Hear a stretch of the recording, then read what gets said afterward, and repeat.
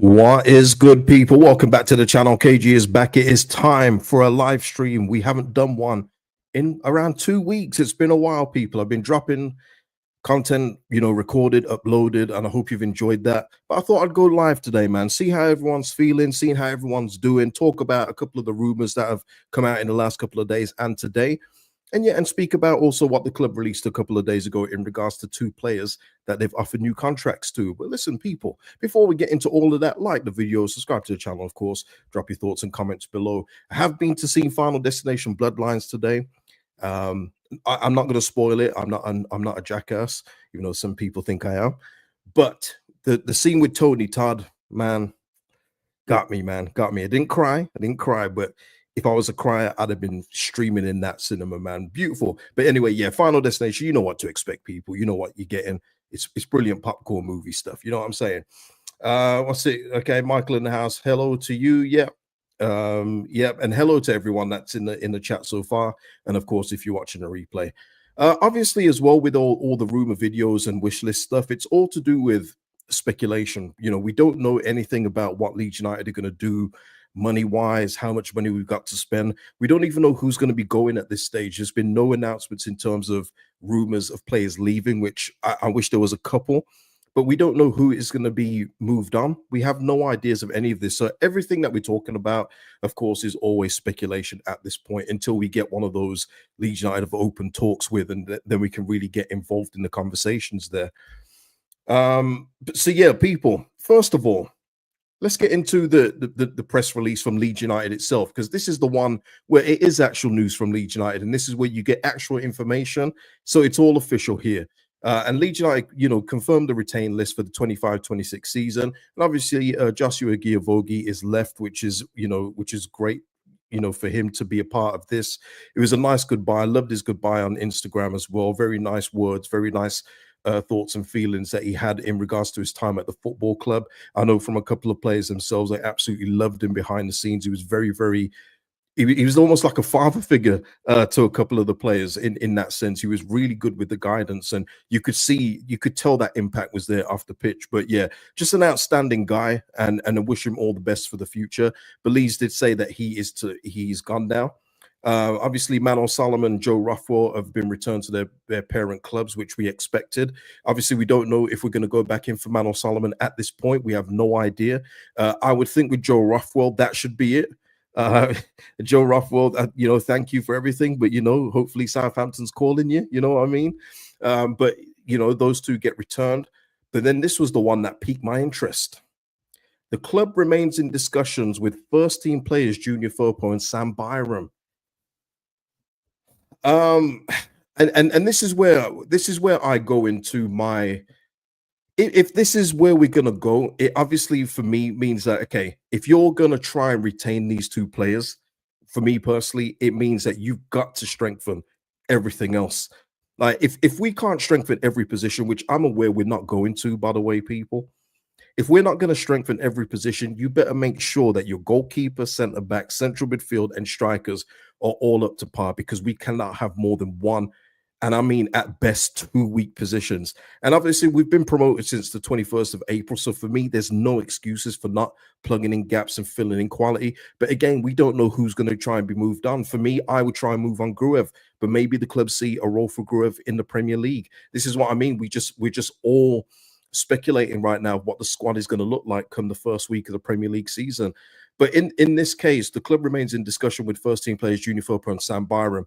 I've also said as well with Sam Byram, if you're going to keep him, he is fifth choice. Like, his stat line at the end of the season needs to be 2 sub appearances, and that's it. If he's going to be one of the 4, along with Junior Firpo, it's obvious where our weak spot's going to be in the team. And that's not me being horrible. That's just me looking. And I hope you guys have been watching since our season's finished. I hope you've been tuning into some Premier League games and just seeing the quality level is just so different. I even look at Newcastle in defeat against Arsenal yesterday. Just the different stature of how they play, the assurance that each player has in their positions. I like Eddie Howe's style of play too. But it's just the way that they move, the way they carry themselves. It's just completely different from playing Millwall and Bristol City in the Championship. So recruitment has to be spot on. But if we are going to have a couple of weak spots, I would rather it be at fullback. I would prefer none. Let me just say that out the gate. I would prefer none. But if you're going to have one, let it be at left fullback. If in that case, Gavin Byram taking over the Josh Mascot role, it's crazy for me, because if he is going to play, like if we're seeing, imagine you're seeing we've got injuries to Jaden Bogle and whoever else comes in at right back. I would love to for the club to go and get Bright Asai Samuel for a free. That for me is brilliant competition on the right. But let's just say that we don't go for him and we keep Sam Byram and Bogles out. That's a worry for me straight away in the Premier League. You know what I mean? And Byram has done very, very well for us in the Championship, but there's levels to the game, people. There's levels to the game. But if he's being kept around for a homegrown thing, the homegrown quarter, he's going to be cheap. Got no issues with that. But if he's one of the main four, I think that could be problematic. I do. But Junior Firpo, on the other hand, I put him in the poll because obviously he would be the main player. And if he is to stay, obviously that idea does scare me. But I would hope that the club are going to go out and get a real competitive left back, out and out left back, no right-footed left back who can play there and all this stuff. Go get actual competition and a first choice for me. And let Junior Firpo be back up if he is to stay. Like I've said before, I've got ideas of what I would do. I'm sure you guys have got ideas you would do as well. But if this is the way the club are going to go, then I adapt on the fly. They've kept the manager. They're going to try and keep Firpo and Byram. Okay, so where are we strengthening? You know what I mean? That's one of the things.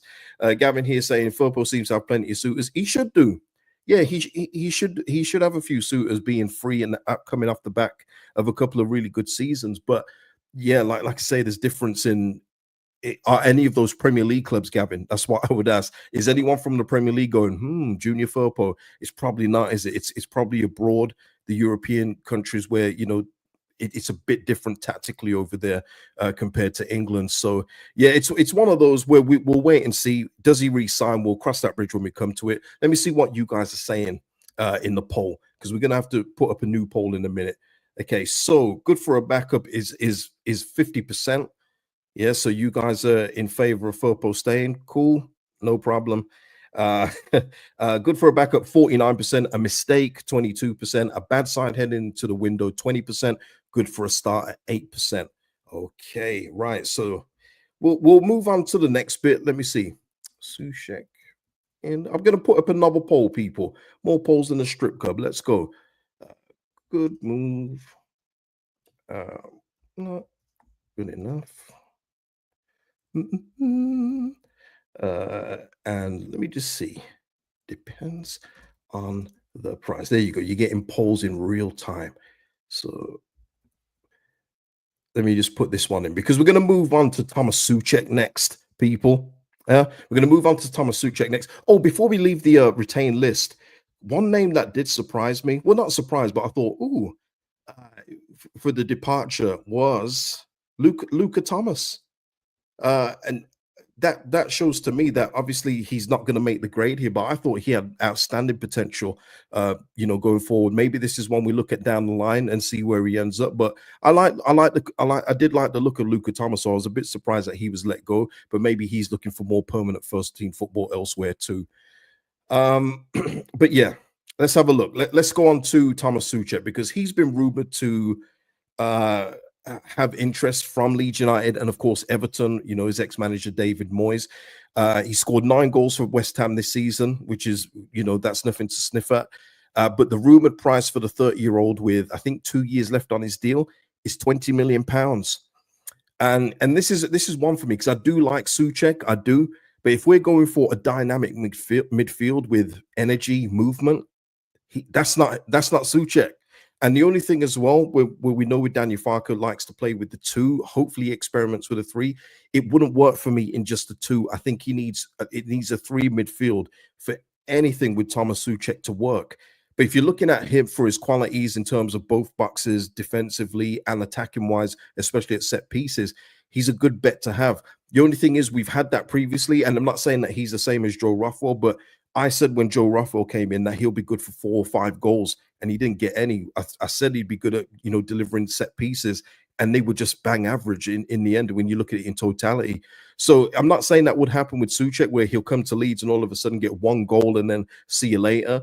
But Souček for me it's more serviceable than Soufal, who I think is absolutely cooked at this level. I think Souček would have something to offer in a 3, but not at 20 million. I gotta say, I don't like the 20 million, but if you're looking for that kind of Premier League experience, if that's what they're after, then that may be the going price. Especially, and West Ham, let's be fair to West Ham, they're well within their rights to say this midfielder's got 9 goals this season. 20 million is a fair rate, you know. And I'm just being fair to West Ham. I know that if we had a midfielder that scored 9 goals in the Premier League and we let him go for 10 million, everyone would be like, what? But I understand. So what are people saying here? Nidar here, and very underwhelming link so far this summer. I completely agree, Nidar. It's all speculation, isn't it? There's nothing real out there. There's nothing with substance to any of these links. So you just got to take it with a pinch of salt. Talk about the ones you want to talk about, highlight the ones you want to talk about, and just kind of just like hope the others just disappear down the drain or something. But yeah, we have literally no idea of what's coming in or what we're trying to get in or what we're trying to get out of the club either. Yeah, that is it. Send us Bowen instead. Would love that.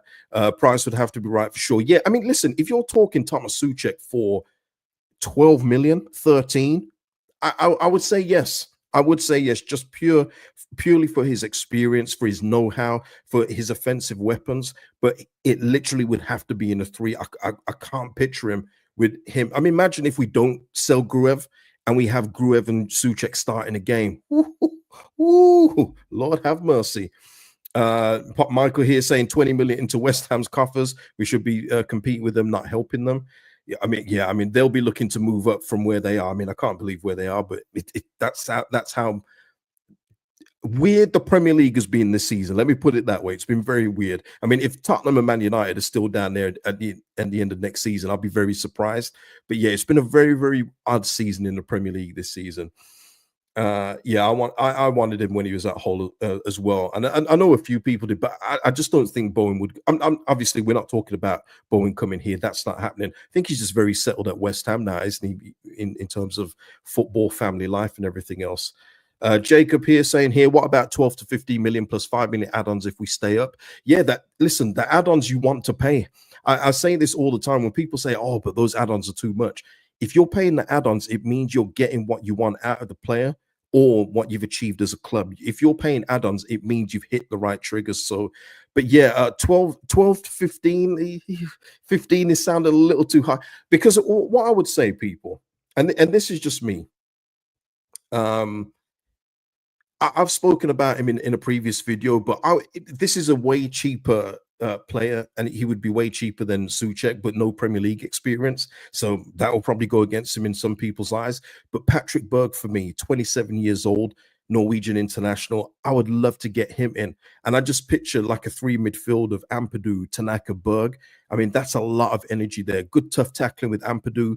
The energy from Tanaka, Berg as well can get in there, create plays, break up play. I think that would be magic. But also as well, if you're looking for energy and an eye for a goal, this guy could be available. Joe Willock, who's getting like very, very few minutes at Newcastle these days, quite frankly, because obviously they've got a lot of options in there. Keep seeing people talk about Sean Longstaff, man. There's nothing, I'm just saying here, there's nothing here that Sean Longstaff does that there's nothing he's good at. All right. There's nothing that one person can say he's really good at this, because he's not. He's not good at scoring goals. His passing is very, very inadequate. He's got energy, cool. We got another energizer bunny. But if you want something with a bit of substance, and if he's given more of a starting role, you know, you think of that as well. Ampadu, Tanaka, Willock, just playing more advanced. I think it would suit him more. You know, I gave the example as well of Jacob Ramsey from Aston Villa. I just feel like there's other options out there and combinations that we can do in order to really strengthen the spine. But listen, it's not up to me. These are just ideas we're putting out there. Stephen, absolutely. We need to buy from Europe, much better value. And I completely agree. I completely agree. Like I've just said, Patrick Berg, I don't know what he would cost from Bodo Glimt. I have no idea. But I would guess under 10, under 10. I don't know what they'd want for him, but that's a real experienced international there with tons of ability, and he would fit seamlessly into the Premier League, man. A lot of those Scandinavian players do. I do like Scandinavian players in general. That reminds me, shout out to Parrot House for the super thanks in the last video.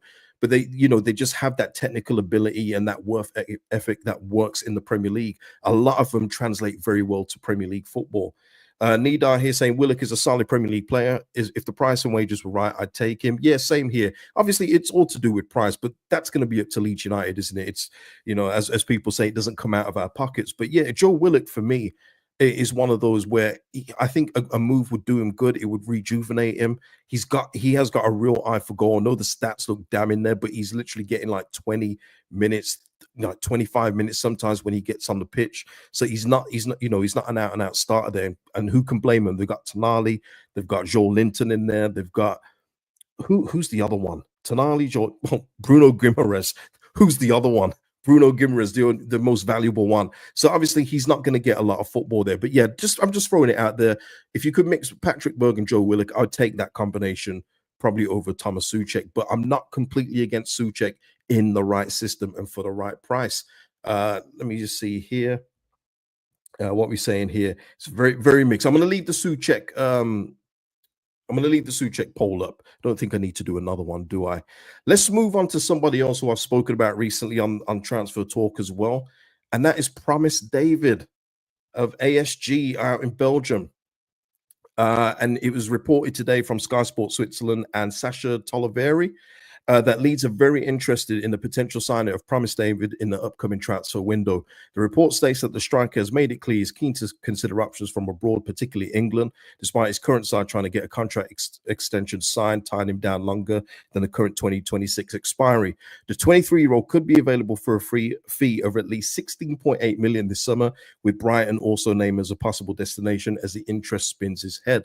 And this was one that I spoke about in terms of an alternative to Beto when we was linked with Beto, and just the price that Everton would want for Beto.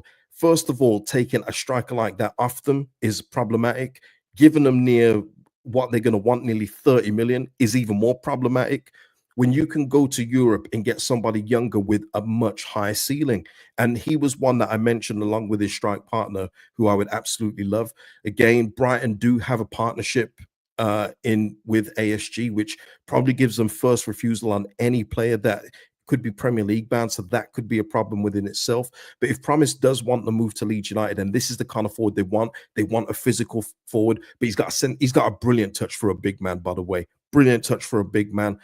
Got the eye for a goal, so he's not just going to be a big lump up front that doesn't score goals. He will get you goals as well. Because for me, I don't know what you guys think about it these days, but it seems every big striker, not every big striker, a lot of big strikers these days are just big with no eye for a goal. They're just there to hold up the ball, draw fouls, and get the wingers involved. That's football today, innit? All the wingers score. But yeah, this was my alternative to Beto. So the fact that it's been reported is promising for me. That was literally no pun intended. But it's one of those as well where his strike partner, Ivanovic, Croatian international, I'd be all over him as well. In the football sense, I would be all over Ivanovic if he was available. But again, I think Brighton have got first refusal on him as well. I think Brighton are looking to bring him in to the Premier League. So there is talent out there, people. There is talent out there in terms of getting them in. It all depends on what kind of direction Leeds United are looking to go. Jacob here saying, yeah, agree, KG, you're either a workhorse or a goal scorer. Very hard to find both these days. Yeah, they're dying, Jacob. They're dying because people want their strikers to run around like headless chickens. Goals aren't enough anymore. I always say this to people when we talk about guys like Viduka and players like that. Imagine the stick Mark Viduka would get these days from the stats people. Oh, yeah, he scored a goal, but he hardly moved. Imagine that, talking about big Mark Viduka like that. Such a prolific goal scorer. I didn't run the channels enough.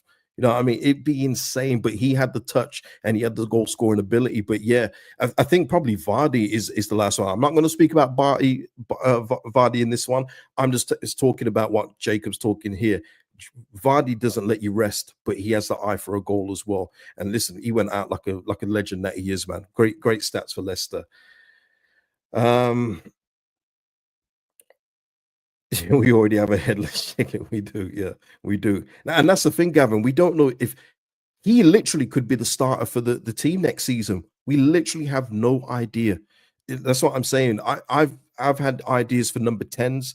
It's just saying there Joe Willock, Jacob Ramsey, Martin Bacharina. We literally Farker could come out in preseason and say Brendan Aronson is my man, and then that just stops all that talk because he would literally be the number 1, number 10 in the team. Vanilla here saying very important to get Aronson, Meslier, and Bamford out the club. Yeah, I mean, yeah, it's one of those though where I guess we'll find out in due course. Vanilla Coffee, I mean, it's one of those we'll find out in time when names start to get circulated around of who's available. That's when we're going to know. We're not going to know any time before that. And I do wish that we saw a few more rumors. The only one is like Bamford to Wrexham. That one just keeps on getting repeated. It's almost become like a lazy one now. But yeah, I'm not seeing any rumors, any clubs familiar at this point in time, even though I do think there will be interest in him. But yeah, need to see that just speed up a little. Jacob here saying, do you think we need to bring in 2 strikers? Yep, I do. I think with Mateo, now Farker is confirmed to stay. I think it would do Mateo good to go out on loan. As I say, I would love Mateo to go out on loan to La Liga. I think that would be absolutely brilliant for him and his development if we can send him out on loan. But obviously, he may want a permanent move away. So this is where we're not in control of these things. When you haven't had the game time that you thought you was going to have, or you don't think you're going to be given a chance in the future, it is in the club's hand, but it's more so in the players, especially if you can get a good fee from Spain for him. So it's one of those where we're going to have to wait and see. But yes, if Mateo Joseph is to leave on loan or permanently, yeah, we do need two more strikers. Absolutely, for me. Jacob adds, if Farker backs Aronson to start now, that's a bad sign for the window. Yeah, like I said, I'm not going to do early on, people, is judge the window just yet. I'm not going to do that just yet. But like I say, we've been promoted for almost a month now. Like, we got promoted literally on the 21st of April. And I'd like, when the window opens, for Leeds United to announce a couple of signings just to show our intent. A lot of people in the transfer videos I've been making of saying, how do you get these kind of players? And you just have to look at Bournemouth. You just have to look at all those clubs. When you sign players see it and they'll go, all right, the Leeds are going for that player. I'm interested. I want to go. I can see what they're trying to build there. I want to go too. But you've got to start somewhere. You have to start somewhere when it comes to signing quality players. And if you're not doing that, you become a Leicester, Southampton, Ipswich of this season, people. So it's going to be interesting. Paraga said we're going to spend to the limit. And listen, he's everything he said so far. I trust. I back. I've listened to him before where he said about what we're going to try and do. I told you at the start of last season that we were looking for a winger with at the time it said 40,000 a week. Well, obviously we know it was a little bit more than that. And we got that in Manuel Solomon. So I do believe when Parag says these kind of things, but obviously actions speak louder than words, don't they? Absolutely. But yeah, so yeah, I'm talking about Ivanovic there, but Promise, could be available for 16.8 million. I'm not gonna lie, that's a little bit more expensive than I thought it was gonna be. So ignore what I said in that video. But yeah, for under 20 million, if you're giving me the choice between Promise David and Beto, I'm taking this over Beto. Not giving Everton any money for that kind of player, and being stuck with him, because we'd never move him as well. He'd be stuck here forever. He'd be on that Bamford contract. So no, I would rather take a chance with Promise David and go from there. Nidar here, did Leipzig did absolutely miss out on Europe. Yeah. Well, this is what I'm hoping as well. And Vega's got a point here. Let me just start that one, Vega.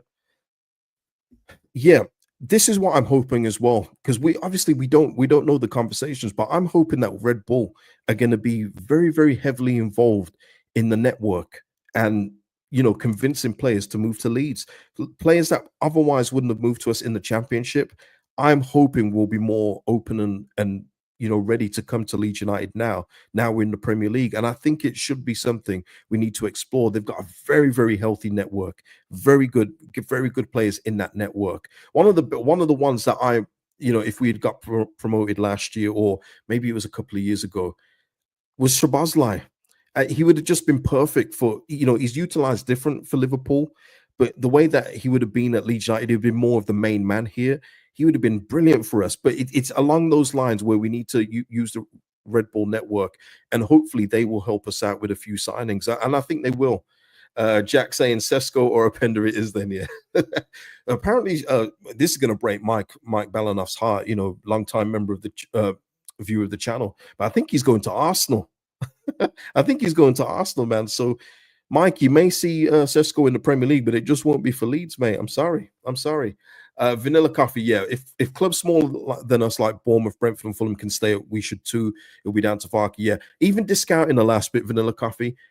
That's what I'm trying to say. That's the point I'm trying to make. When Bournemouth are getting players like Clivert in, when they're convincing Ivan Nilsson to come over, Brazil, the striker, it's because there's a plan and project there. And if you tell players, if you sell them a project, they will come, especially in the Premier League where the money is brilliant. The exposure is excellent too. You've just seen Dean Howson from Bournemouth move to Real Madrid for 50 million. I mean, he's just had 1 year in the Prem, and he's gone to Real Madrid now to be one of their main centre backs. The exposure you get in the Premier League is none like no other. It's big in America again. There's just a global reach. So there's always reasons for players to want to come here to play, and for commercial reasons. And that's why I'm saying Leeds United as well is a big draw within itself, way bigger than Ipswich, Southampton, probably not Leicester. I don't know. Recent Premier League champions, I'm going to respect them, and FA Cup winners, I'm respecting that. But we have got a big pull, and I think that's even Parag said that himself at the end of the season. We're not like the other clubs with Leeds United, and they have to use that to their advantage. John here saying, you bang on, my guy. We can attract top talents. We don't need to sell ourselves short. Absolutely not, John. And that's one thing I'm so not scared of, but because we can't control these things. But I would hate for Leeds United to. I'll give you the perfect example. Nottingham Forest 3 in midfield is Elliot Anderson, Ryan Yates, and Morgan Gibbs-White. I would hate for Leeds United to go and get Ryan Yates, who is the third piece of that pie. He's a useful cog, but then we bring him to the football club and he becomes the main man. That's things that can't happen again. We've been there, done that. And I'm not saying we're linked to Ryan Yates, by the way, okay? I'm just saying I don't want us to go for players where they don't have main character syndrome. I want players that believe in their ability, have got the mental fortitude to play for this football club, because it weighs heavy. Even players I speak to will tell you it's a heavy badge to wear. They have to be ready for all of that. And it's going to be a slog, man. It's going to be tough in this upcoming season. Make no bones about it, but you can make it easier when you get the recruitment right. And Vega here said earlier, Niners have been tight-lipped before, hopefully working behind the scenes, and exactly that. That's what we got to hope for, people. That's what we got to hope for. We know, well, they've got to be working, right? We've been promoted for over a month. It'd be a bit negligent, to say the least, if they hadn't been in any talks. I do expect to announce some signings probably next month. But yeah, we're going to need to sell as well, and this is where it comes in for me. This is where it comes in for me in terms of the selling of players, because we didn't do it anywhere near good enough last time. Kept everybody when a lot of them should have been saying goodbye upon promotion. It's because we had an empty stadium why it worked, and I'm sorry if that offends anybody, but the empty stadium season, it don't mean anything to me. It wasn't real football. It's like an alternative planet in my opinion. When you had the opportunity to move some of those guys on, and I don't hold it against any of the guys, why would they? It was never going to get any better for them. Leeds United in the Premier League was as good as it was going to get for any of those guys coming up with us, except for Calvin Phillips. But the rest of them, that's as good as it got. But it was on the club to make ruthless decisions and saying, listen, thank you for everything you've done, but this is the end of the line for you. You cannot come with us. Like the Forest owner did to a few of their players, quite a few of those players. You have to be that ruthless. And that's what I'm waiting to see with the 49ers. Have they got it in them to say, hey, listen, you've done really well for us in the past year, but we're going to move you on. There's these clubs interested with you. You're free to speak to them. We'll negotiate a fee later on. That's what I'm looking for from the 49ers as well this summer, as well as the recruitments in. H here saying goalkeeper is a key signing this summer. It's the one I'm most interested to see what we do. Absolutely, yeah. It goes without saying.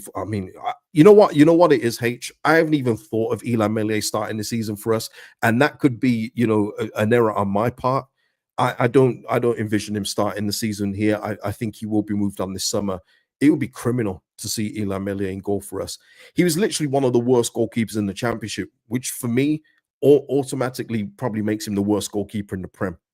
It would just give me the heebie-jeebies seeing him in goal again.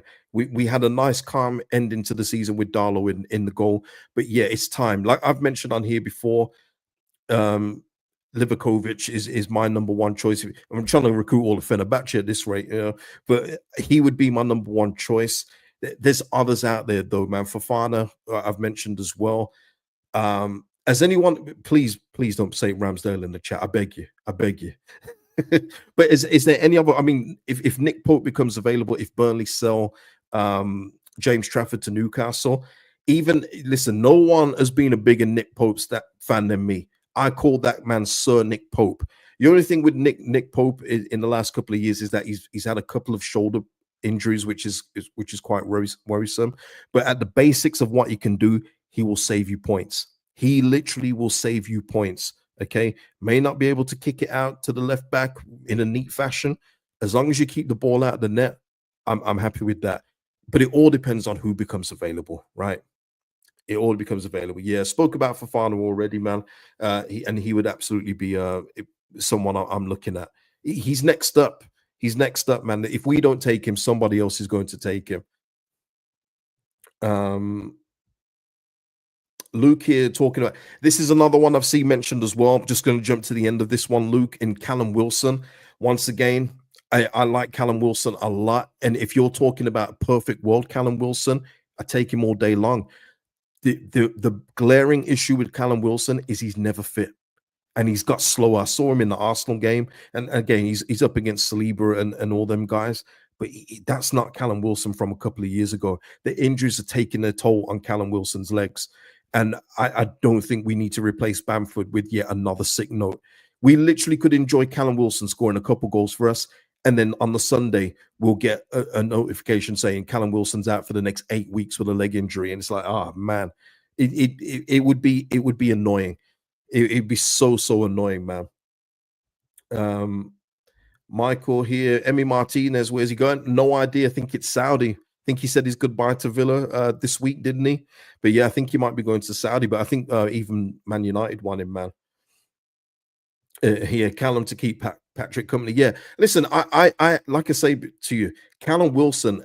If you're to get a fit Callum Wilson, and you can guarantee he could stay fit for, let's just say 25 games. Yes, you can't. And this isn't anything new. This has been going on throughout his career, but it's got worse as the years have gone on, and he looks a step slower as well. He looks a little bit heavier as well. But yeah, it's one of those. Gabriel Sara. Oh man, I remember that one when we was gonna try and get him from Norwich City. Yeah, I don't think we're gonna get him. I think he's probably happy out in Turkey, isn't he? There was another one I was going to talk about in Sasha Boy, who's been right back at Bayern Munich, but I think he's returning to Galatasaray as well. He's hardly getting a kick for Bayern Munich, as you can probably understand. But yeah, I think he's going to be heading back to Turkey himself. Yeah. Jacob saying here in regards to goalkeepers, of the mentioned goalkeepers, I'd be happy with Ortega, Kelleher, Pope, or Livakovic. All depend on price, of course. Yeah, Stefan Ortega was one I mentioned just a few days ago. But yeah, it's one of those where there's just so much out there that you can get. I think Kelleher is just too overpriced for me. I don't like the price point I've been seeing. I know people talk about joint deals with him and Tsimikas for 40. Yeah, Keller can't be spending 25 million on that. I think Stefan Ortega would be cheaper. And, never know, man, with that German connection with Farke, maybe we can do a deal or something. Maybe so. Luke saying here, I'd love it to work for Joseph, but if the fee's right, I think the club will take it. Yeah, the fee's got to be right. We're going to be selling low, unfortunately, on this one, Luke. We're going to be selling really low because the talent level is definitely there. But if you could just loan him out to La Liga for a season, just loan. then you're getting more value on that price that you possibly get in this summer if he is to be sold permanently. But again, it's not just up to Leeds United, it's up to him too. What else have we got? Is that all I've got for this one? Yeah, is that all I've got for this one? What else are we saying, man? What else are we saying? Oh, a lot of people talk about the Galatasaray. I think, yeah. Okay. Mark is talking about Lukumi from Bologna for 19 million. Yeah, we'll see. Yeah, there's Serie A is actually, it's almost done. I think there's one game left. Got to wait and see where a couple of clubs end up in terms of relegation and everything else like that. But yeah, there could be some real bargains available. Kristovic of Lecce could be available up front as well. Again, like a Promise, tall striker, likes to play off the shoulder, counter-attacking kind of striker. He could be available for a cheap fee. So again, there's a lot. What's this? Any movement on Longstaff? I hope not. Maybe to Preston. Maybe so. Maybe join his brother if he's still in Scotland. No idea, man. No idea. But no, I haven't seen.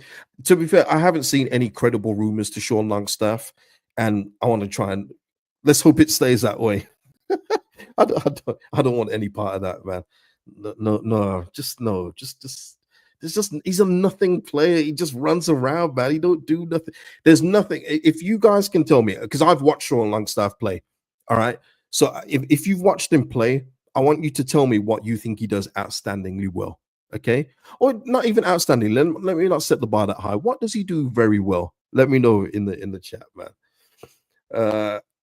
Jack here, quick opinions on Tsimikas. Yeah, spoke about him on a video. Absolutely get Tsimikas in. This is probably the one Liverpool link that I've actually liked out of all the ones. I remember when some of you guys tried to gaslight me in saying that, what's his name again? What's that centre-back's name? Just an absolute meat and potatoes head, and no one cares about him anymore, but some were willing to part 10 million on him. What is his name? Oh, my days. Nat Phillips, yeah, did not like that one. Not too fond of the Kelleher one, but Tsimikas, absolutely. He comes in. He's first choice. He's first choice. And if it's a reasonable fee, again, it's not our money, but if it's a reasonable fee for him to be our first choice left back, I'm absolutely taking it because he's not just good defending, he's good going forward as well, and can also deliver a set piece. I think Tsimikas would be absolutely lovely. I'd absolutely love to get him, absolutely, but we shall see. Again, it's all rumors, it's all links, isn't it, of none that which have been verified. But yeah, if you're in the Tsimikas conversation, I would absolutely take him here. Look at all that experience he's got playing at the very highest level. He already knows what it's like to play for a very expectant crowd as well, so you have no problems adjusting to that. I just think there's a lot of plus points to get Tsimikas in. But yeah, John Noel Wanyeri on loan, yeah. But it goes to that thing, though. Talented player, very, very talented. I like him, but first of all, I don't think Arsenal would let him go, John. I think he's there to be Saka's, backup in a sense. But is that the kind of player that we need? I think we need, if we're going to go to get players, I want people that are already seasoned, whether it be at Premier League level or in another league. I want them to be seasoned already. I don't want us really developing and finding out, the weaknesses in their game while they're here, while their parent club then benefits off that. I want us to go in for ready-made players. It doesn't have to be old, like, 32, 33. Get some of those in, but, I think 20, 23 in that region onwards is a nice start point, really. Jack, are you talking about Njai from Everton? Is that the one you talk about, or is it a different one? Let me know. Yeah, meat and potatoes. That, yeah, I just couldn't believe it. And it is one of those things where, because he's at Liverpool, people think that he must be better than he actually is. Nat Phillips is just an average, middle of the road championship defender that no one cares about now, do they? Is anyone going, oh, who should we get for centre back partner for Roden? Nat Phillips. No one's saying that, is there? Are they saying it? No, they're not. I don't think they are. But yeah, it's crazy, man. Listen, that's why I always say, don't just always look at the clubs that these players are at. It's an old thing that I say. It doesn't matter just because they're coming from Arsenal. Look at the whole Rob Holding thing. You know, just because he was a reserve at Arsenal for how many years doesn't make him an outstanding centre back. It doesn't. You know, he's just average. You know, one of those. It's one of those things.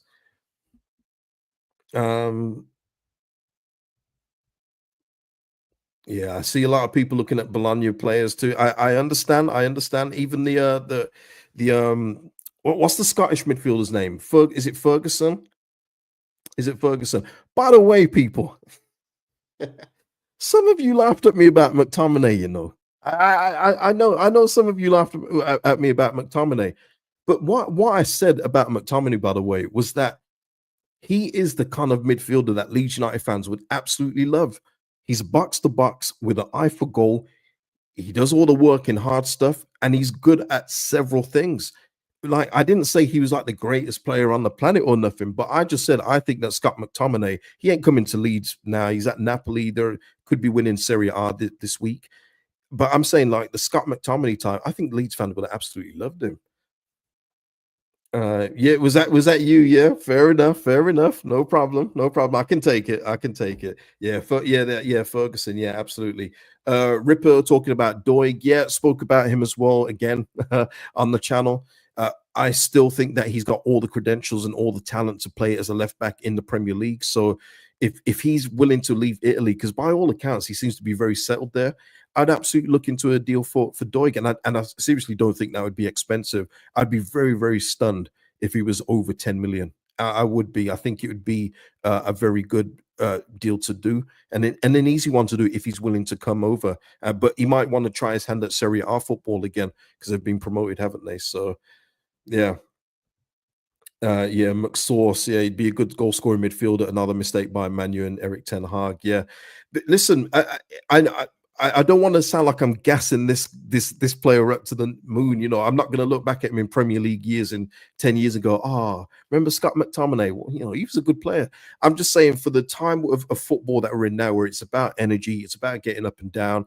But he's, unlike Longstaff, he can get involved in the tackle, and he has got an eye for a goal. It's been proven, even with his limited starts he was getting, or limited time he's getting towards the end of his Man United run. So yeah, that's all I was saying, people. That's all. Don't shoot me though. Don't shoot me. But yeah, people, is that all? Is that all we got? Because listen, apart from that, there hasn't been anything too much. I will continue doing the short uploads. I think people are preferring those at this moment in time. But obviously, when we get into stuff where we're talking about actual transfers happening, I'm talking about from like the big sources like Romano, Ornstein, and all these guys, and all these credible links, then we'll go live and speak about them together. That's probably the best way to do it, right? Yeah, that's probably the best way. Deshaun saying a first live I've caught in a minute, and it's about to finish, Deshaun. But yeah, salute to you. But listen, people, that is it for the stream, man. I hope you've enjoyed this one. It has been the first time in like 2 weeks since I've done one. So I hope you've enjoyed this one today. If you haven't seen all of the transfer videos previously and you're interested, please go back and watch those uploads with a few names of players I wish Leeds United would be involved in too. But yeah, people, I'm going to leave it there. Like the video before you go, and I'll see you in the next one. Be good, people. Peace out.